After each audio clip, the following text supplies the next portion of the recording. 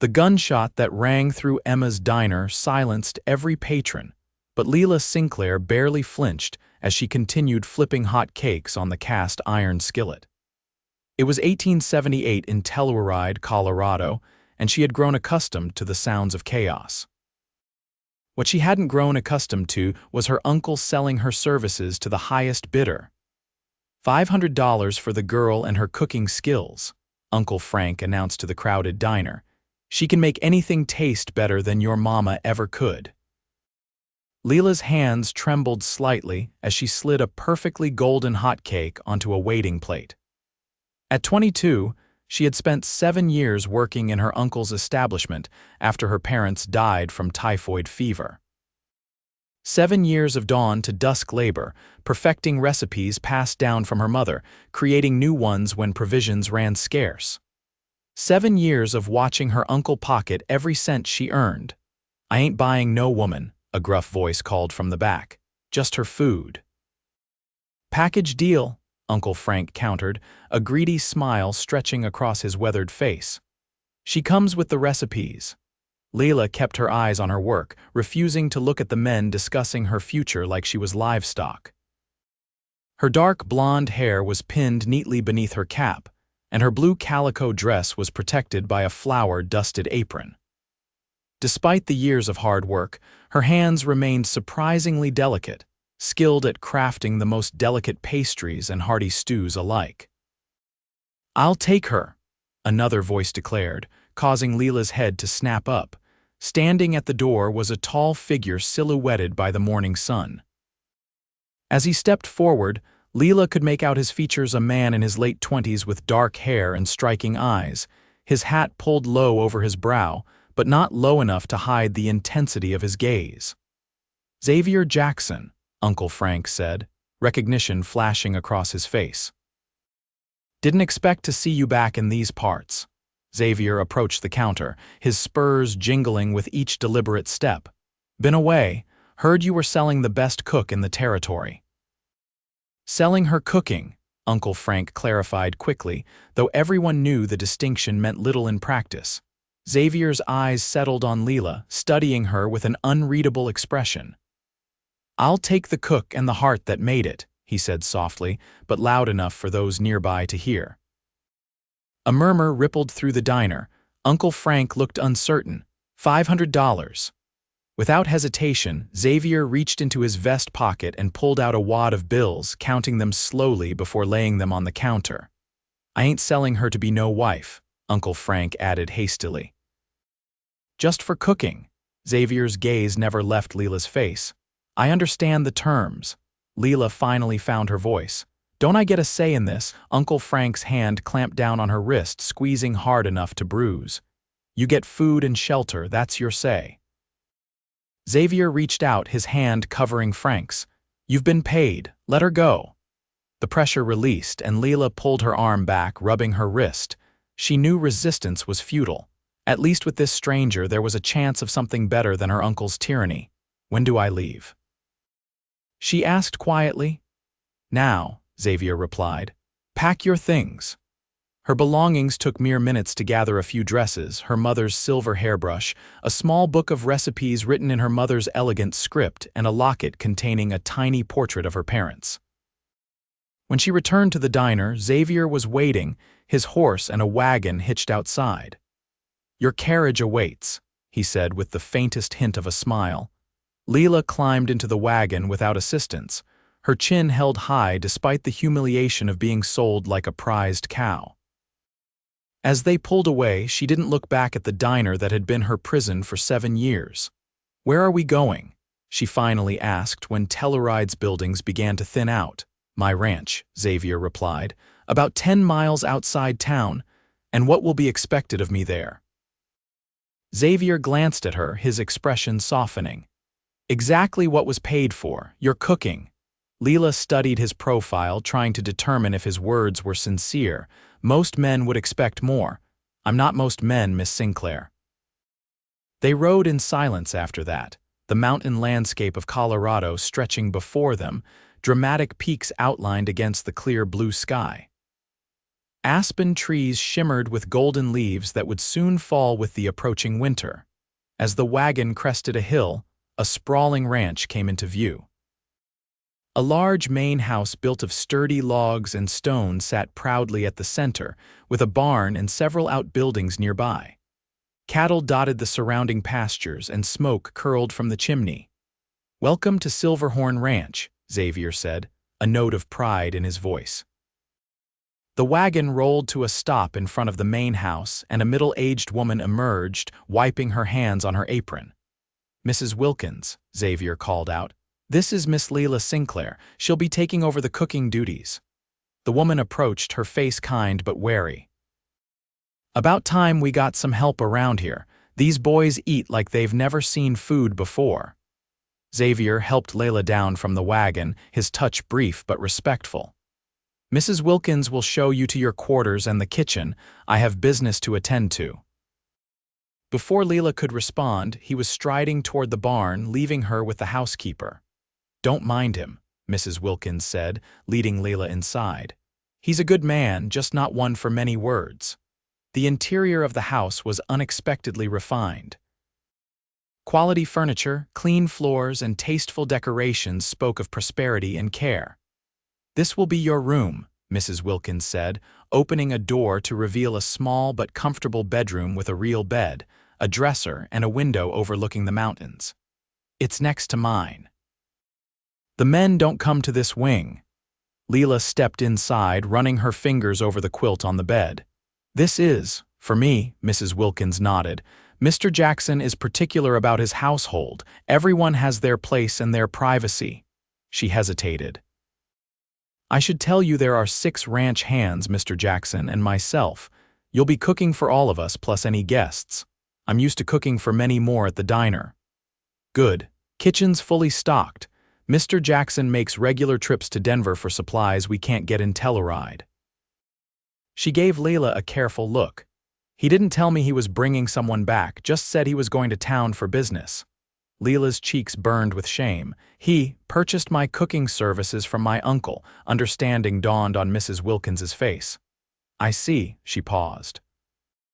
"Well, whatever brought you here, you're welcome. We could use another woman around this place." After settling in, Lila was given a tour of the kitchen, a large, well-equipped space that made her heart swell with possibilities.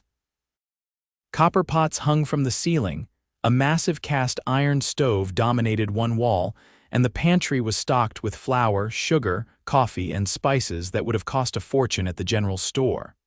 "Dinner's at 6, Mrs. Wilkins informed her. "The men like hearty fare after a day's work." Left alone, Lila explored the kitchen, running her hands over the smooth wooden countertops, inspecting the knives, opening and closing the oven door. For the first time in years, she felt a spark of excitement. Here was a kitchen worthy of her skills, not the cramped, grimy space at the diner. By 6 o'clock, Lila had prepared a feast venison stew rich with vegetables and herbs, freshly baked bread still warm from the oven, a mixed green salad dressed with oil and vinegar, and for dessert, an apple pie with a perfectly flaky crust. The ranch hands filed in, stopping short at the sight and smells that greeted them. Xavier entered last, his eyes widening slightly at the spread. "Miss Sinclair," he said, nodding in acknowledgement, "you've been busy." "I was hired to cook," she replied evenly, "so I cooked." The meal was consumed in near silence, broken only by appreciative murmurs and requests to pass dishes. Lila observed from the kitchen doorway, noting how Xavier ate deliberately, savoring each bite, while the ranch hands devoured their food with the hunger of men who worked from sunup to sundown. When they finished, each man thanked her before leaving, genuine gratitude in their eyes. Xavier lingered, waiting until they were alone. "You have questions," he said, not quite meeting her gaze. "Why did you buy me?" Lila asked bluntly. Xavier leaned against the doorframe. "I didn't buy you." "I bought your cooking." "A distinction without a difference, Mr. Jackson." "Xavier," he corrected, "and there is a difference. You're free to leave any time. I won't stop you," he paused, "but I hope you'll stay." "Why?" he hesitated. "I've tasted your cooking before. Last year passing through Telluride, never forgot it." Lila frowned, trying to remember him. I don't recall serving you, you wouldn't. I was just another dusty traveler, but that venison stew you made then similar to tonight's, it reminded me of home. His voice softened. A home I haven't had in a long time. There was something vulnerable in his admission that caught Lila off guard. So you paid $500 for a memory? A faint smile touched his lips. I paid to give a talented cook a better situation, and selfishly to enjoy that talent. He straightened. Your wages will be $20 a week. Mrs. Wilkins can help you open an account at the bank in town. Lila gasped. $20. That's fair compensation for your skills, he finished for her. Good night, Miss Sinclair. After he left, Lila stood frozen in disbelief. $20 a week was more than most men made, let alone women. At the diner, she had received nothing but room and board. With such wages, she could save enough to start her own establishment within a year. The next morning, Lila rose before dawn, her body accustomed to early hours. She found the kitchen already warming as Mrs. Wilkins stoked the stove. I usually start breakfast, the older woman explained. But now that you're here, we can work together, Lila suggested. Show me how things are done here. As they prepared a hearty breakfast of flapjacks, eggs, bacon, and biscuits, Lila learned more about Silverhorn Ranch and its owner. Mr. Jackson came here 5 years ago, Mrs. Wilkins explained. Bought the place when it was nearly in ruins. Previous owner died without heirs. Xavier had money from somewhere never said where and turned it around faster than anyone thought possible. Does he have family? Mrs. Wilkins shook her head. Not that he's mentioned. Keeps to himself mostly, though he's fair with the men and generous with pay. The ranch hands arrived for breakfast, followed by Xavier, who nodded to Lila before taking his seat. The meal was devoured with enthusiasm, the men heading out to their day's work with full stomachs and high spirits. Over the following weeks, Lila settled into a routine. She prepared 3 meals daily, experimented with new recipes using the abundant fresh ingredients, and gradually transformed the dining experience at Silverhorn Ranch. The men's appreciation was evident in their cleaned plates and increased requests for seconds. Xavier remained something of a mystery. He ate her food with obvious enjoyment but spoke little. Occasionally, she would catch him watching her when he thought she wasn't looking, his expression unreadable. One evening, as autumn deepened toward winter, Lila was kneading bread dough when Xavier entered the kitchen unexpectedly. Miss Sinclair, he said, startling her. I apologize for the interruption. Lila wiped flour from her hands. No need to apologize, it's your kitchen. I was wondering if you might prepare something special tomorrow. I have business associates coming from Denver. Of course, what would you like? Whatever you think best. I trust your judgment. He hesitated. There's something else. Would you join us for the meal? These men appreciate fine cooking and I'd like them to meet the artist behind it. Lila blinked in surprise. You want me to dine with your business associates, if you're willing. Mrs. Wilkins can serve. The request was unusual. Cooks rarely ate with their employers, especially when important guests were present. I don't have anything suitable to wear for such an occasion, she admitted. Xavier nodded thoughtfully. There's a dress shop in town. Mrs. Wilkins can take you tomorrow morning. Choose whatever you like. He turned to leave, then paused. Your cooking deserves recognition, Lila. It's more than just sustenance, it's an experience. The next morning found Lila in Telluride's finest dress shop, overwhelmed by the selection. Under Mrs. Wilkins's encouraging guidance, she selected a deep burgundy dress with modest but flattering lines. Mr. Jackson will approve, Mrs. Wilkins said with a knowing smile that made Lila blush. Back at the ranch, Lila spent the day preparing an elaborate meal oyster soup to start, followed by roast duck with orange sauce, new potatoes with herbs, glazed carrots, and for dessert, a chocolate mousse that had been her mother's secret recipe. As evening approached, she changed into her new dress, arranged her hair in a simple but elegant style, and added her mother's locket as her only adornment. When she entered the dining room, conversation stopped. Three well-dressed men rose to their feet alongside Xavier, whose eyes widened appreciatively. "Gentlemen, this is Miss Lila Sinclair, the culinary genius I mentioned," Xavier introduced her. "Miss Sinclair, these are my business partners from Denver." Lila was seated beside Xavier, an honor that didn't go unnoticed by the visitors. Throughout the meal, she found herself included in the conversation, which ranged from cattle prices to Denver politics. The men asked about her recipes, genuinely interested in her techniques and ingredients. "Miss Sinclair, this duck is extraordinary," one of them commented. "Xavier was not exaggerating your talents." "Thank you, sir," she replied, warmed by the praise. As the evening progressed, Lila noticed something shift in Xavier's demeanor. His usual reserve melted away as he spoke proudly of her cooking, his eyes frequently meeting hers with unmistakable admiration. After the guests departed, Lila began clearing the dishes, but Xavier stopped her. "Leave that for tomorrow," he said gently. "Would you join me for a walk? The night is clear, and the moon is full." Curiosity overcame her hesitation, and she found herself walking alongside him on a path that wound through aspen trees glowing silver in the moonlight. The air was crisp with the promise of winter, their breath forming small clouds with each exhalation. "Your dinner was magnificent," Xavier said, breaking the comfortable silence. "You impressed them thoroughly." "They were very kind. Not kind, honest." He slowed his pace.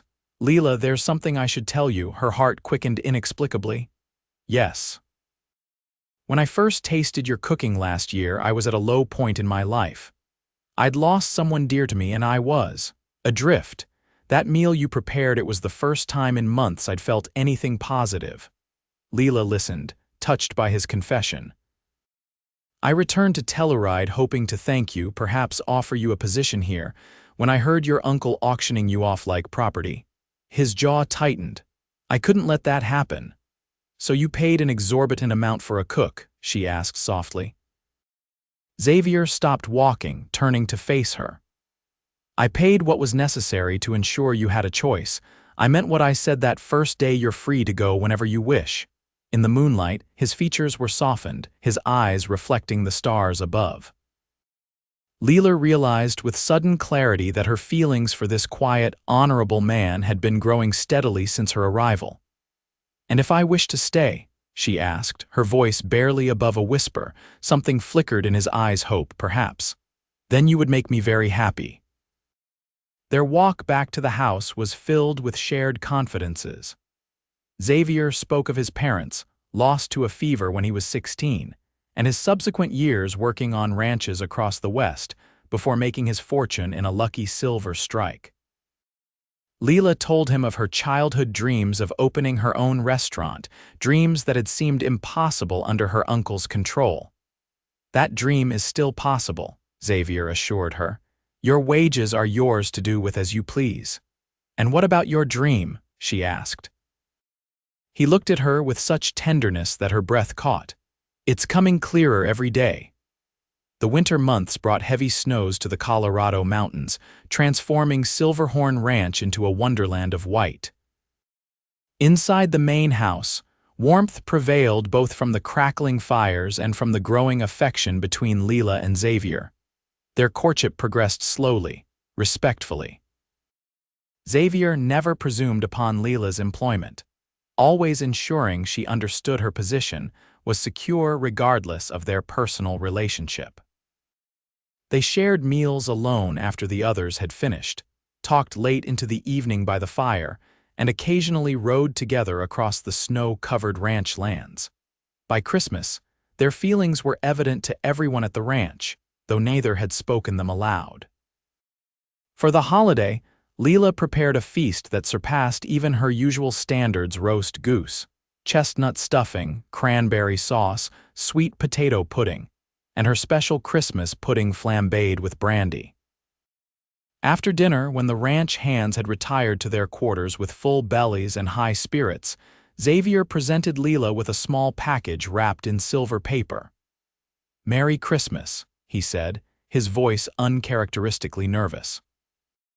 Inside was a delicate silver chain holding a charm in the shape of a whisk.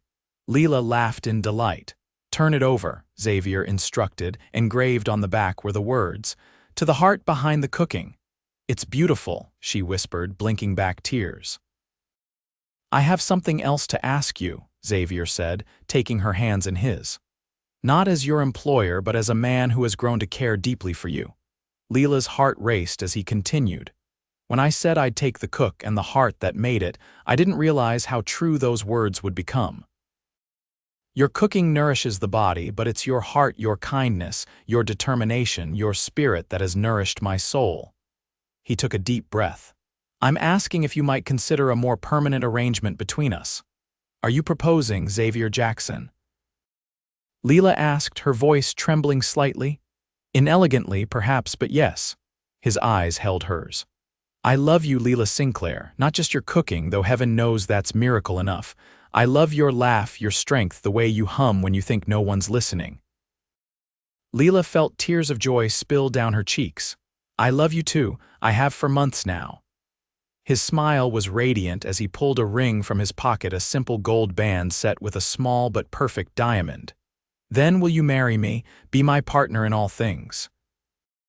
"Yes," she whispered, allowing him to slip the ring onto her finger before drawing her into a tender first kiss that promised many more to come. They were married in early spring, when the mountain snows began to melt and wildflowers peeked through the remaining drifts. The ceremony took place at Silverhorn Ranch, with Mrs. Wilkins weeping happily and the ranch hands dressed in their Sunday best. The entire town of Telluride seemed to attend, drawn as much by curiosity as by the promise of Lila's legendary cooking at the reception. Uncle Frank was noticeably absent, having left town shortly after selling Lila's contract. Rumors suggested he had encountered financial troubles after losing his best draw, Lila's cooking, and had headed to California to try his luck there. As a wedding gift, Xavier presented Lila with the deed to a small building in Telluride, "For your restaurant," he explained, "whenever you're ready." Lila's joy was complete. "Our restaurant," she corrected him. "Everything I have is yours now, too." Their honeymoon was spent in Denver, staying at the finest hotel and dining at renowned establishments. Yet both agreed that nothing they tasted compared to Lila's cooking. Upon their return to Silverhorn Ranch, they settled into married life with ease. Xavier had expanded Lila's kitchen during their absence, adding new equipment and a larger pantry. She continued to prepare meals for the ranch, but now as the mistress of the house rather than an employee. That summer, they opened Lila's Heart and Hearth in Telluride, a small restaurant that quickly gained fame throughout the territory.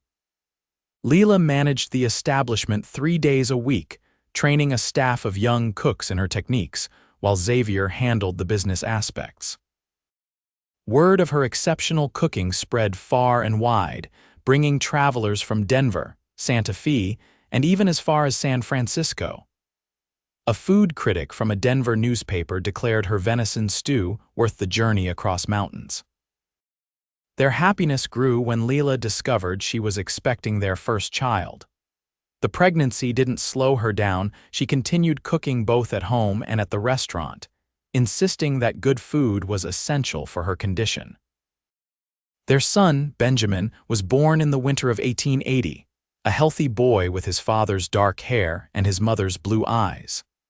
Lila reduced her time at the restaurant temporarily, but found that cooking with her son nearby in a cradle brought her immense joy. "He'll grow up knowing the secret ingredients," she told Xavier as she stirred a pot of stew with one hand while rocking the cradle with her foot.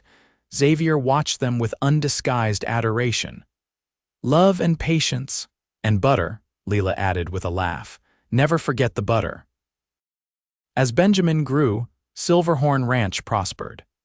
Xavier's cattle business expanded, and Lila's restaurant became so successful that they opened a second location in Denver, managed by a chef Lila had personally trained. Their family expanded too. A daughter, Rose, joined them in 1882, followed by twins James and Elizabeth in 1885.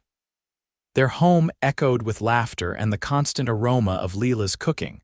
On their 10th wedding anniversary, as they sat on the porch watching their children play in the yard, Xavier reflected on their journey.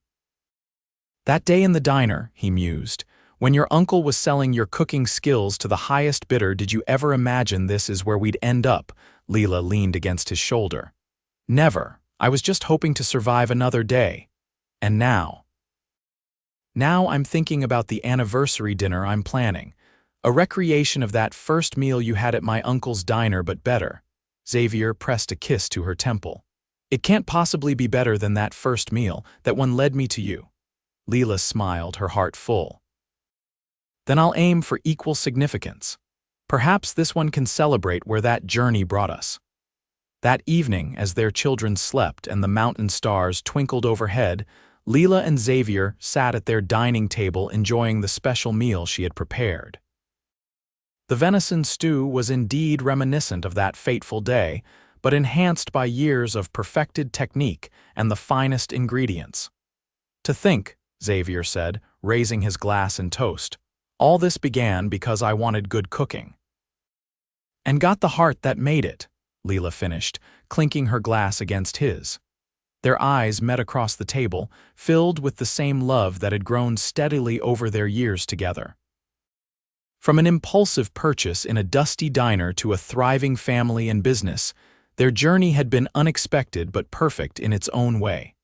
Outside, the Colorado night wrapped around Silverhorn Ranch like a protective blanket. Inside, the warmth of love and the lingering aromas of Lila's cooking created the home that both had longed for, a place where hearts and appetites were equally satisfied. "I'll always be grateful," Xavier murmured later as they prepared for bed, "that your uncle thought to sell your cooking skills that day." Lila smiled as she brushed her hair. "And I'll always be grateful that you understood what you were really buying." "The best investment I ever made," he replied, drawing her into his arms. "The cook and the heart that made it." As they drifted to sleep, Lila reflected on the strange twist of fate that had brought them together.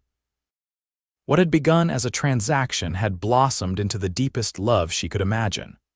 Her culinary skills had been the beginning, but their connection had grown far beyond that initial appreciation. In the years that followed, their legacy continued to flourish. Lila published a cookbook that became treasured throughout the West. Their children grew up learning both ranching from their father and cooking from their mother. Silverhorn Ranch remained a place of warmth and welcome, known for its prosperity, and for the remarkable love story at its heart, the cowboy who bought a cook and won her heart in the bargain. And whenever anyone asked how they met, Xavier would smile and say simply, "She was sold for her cooking, but I took the cook and the heart that made it." To which Lila would always add, "And I've been cooking with love ever since."